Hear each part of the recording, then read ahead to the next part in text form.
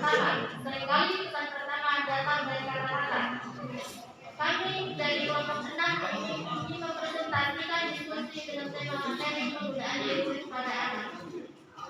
Kota Solo telah terbanyak ideologi, warnanya coklat, demokrasi, ibu guru dan teman-teman yang kami hormati, dan kami memulai presentasi ini. Nah, sebelum masuk ke pembahasan di sini ada 3 sesi, yaitu sesi pertama adalah pembahasan materi. Sesi yang kedua ini adalah sesi tanya jawab. Dalam sesi tanya jawab ini ada beberapa aturan yang harus saya sampaikan terlebih dahulu terkait presentasi kita kali ini. Dalam sesi tanya jawab, ketika ingin bertanya maka sebutkan nama dan berasal dari kelompok berapa. Aturan yang kedua, dalam presentasi dilarang membuat keributan. Saya harap teman-teman semua mengerti aturan dari presentasi kita kali ini. Sesi yang terakhir adalah pembacaan kesimpulan. Baik, langsung saja masuk ke sesi yang pertama, yaitu sesi pemaparan materi pertama yang akan disampaikan oleh Saudara Suryana Kepada Sejarah. Kepada Saudara Suryana, saya persilakan. Alat komunikasi yang digunakan pada zaman dahulu masih sederhana, misalnya surat, telegraf, burung merpati, dan sembungan. Zaman sekarang, alat komunikasi semakin canggih dan mampu menarik perhatian banyak masyarakat. Alat komunikasi yang canggih ini dinamakan gadget. Apa sih gadget itu? Gadget dalam bahasa Indonesia adalah gawai. Gawai adalah suatu piranti atau instrumen yang memiliki tujuan dan fungsi praktis yang secara spesifik dirancang lebih canggih dibandingkan dengan teknologi yang diciptakan sebelumnya. Contoh semacam gawai adalah HP atau smartphone, laptop, tablet, iPad, dan lain-lain. Pada tahun 2020, Indonesia sudah memperlakukan pembelajaran secara teknologi menggunakan gadget sebagai medianya.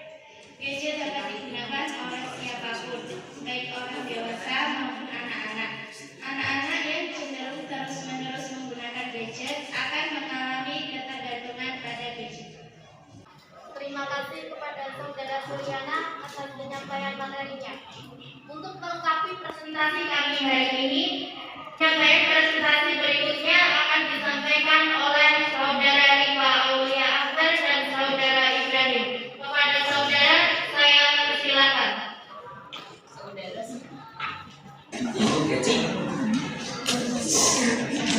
yang ringan dan menarik serta aplikasinya yang beragam memudahkan anak-anak menggunakannya. Dengan menggunakan gadget yang canggih, anak-anak dapat dengan mudah mencari tahu informasi mengenai tugas mereka di sekolahan. Gadget juga dapat memperluas jaringan pertemanan karena dapat dengan mudah bergabung ke media sosial. Gadget juga dapat mengembangkan kreativitas penggunanya. Untuk dampak negatifnya akan disampaikan kepada Saudara Ibrahim. Saya persilakan.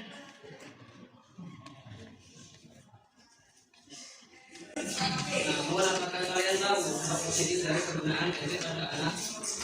Gadget telah menjadi bagian dari kehidupan sehari-hari. Gadget ini sering disalahgunakan oleh sebagian pihak, tak terkecuali pada anak-anak.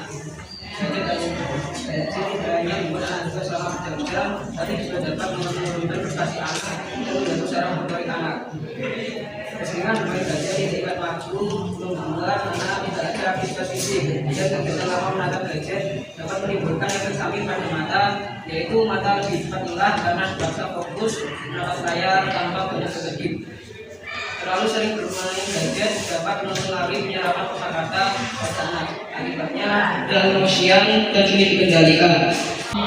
Terima kasih atas penjelasan terkait dampak positif dan dampak negatif dari penggunaan gadget pada anak. Agar pengetahuan kita tidak berhenti di sini saja, selanjutnya sesi yang kedua, yaitu sesi tanya jawab. Dalam sesi kedua ini, kami akan membuka sesi diskusi yang mana kalian bisa menanyakan, menyaga, atau memberikan tanggapan terkait penggunaan gadget pada anak. Silakan dari teman-teman, ada yang mau menanggapi atau menanyakan, saya persilakan. Sebelumnya perkenalkan, nama saya Putri Dana dari kelompok 5. Saya ingin menanyakan bagaimana sih cara agar anak tidak kecanduan gadget. membatasi pemakaian gadget pada anak-anak. Yang pertama, seperti menjauhkan gadget, televisi, serta internet dari kamar anak, mengawasi laman atau aplikasi yang diakses oleh anak. Bisa mungkin tidak memberikan gadget pada anak ketika si anak menangis atau mengamuk, serta memakai alat teknologis untuk ketika akan membatasi penggunaan gadget pada anak. Apakah ada yang ingin bertanya lagi?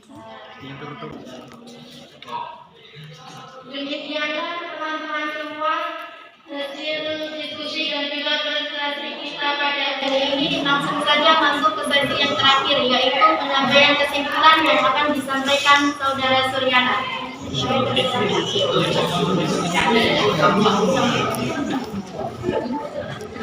Mengingat sekarang sudah menjadi bagian dari gaya hidup yang berdampak positif dan negatif, orang tua sangat butuh untuk menghadapi anaknya dalam pemakaian gadget. Ada pun cara untuk mengatasi pemakaian gadget pada anak-anak.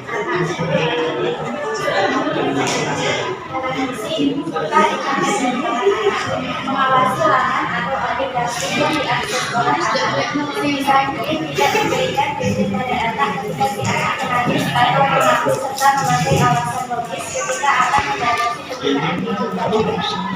Demikianlah kesimpulan yang dapat disampaikan. Selesai sudah presentasi kelompok kami hari ini. Seperti kamu dan dia yang selesai, padahal belum dimulai. Kami dari kelompok 6 kami undur diri. Terima kasih atas perhatiannya teman-teman semua. Dan mohon maaf apabila ada perkataan maupun perbuatan, karena yang sempurna adalah Al-Rizki Febian. Semoga apa yang kami sampaikan berguna untuk diri kami sendiri dan banyak orang pada khususnya. Selamat siang.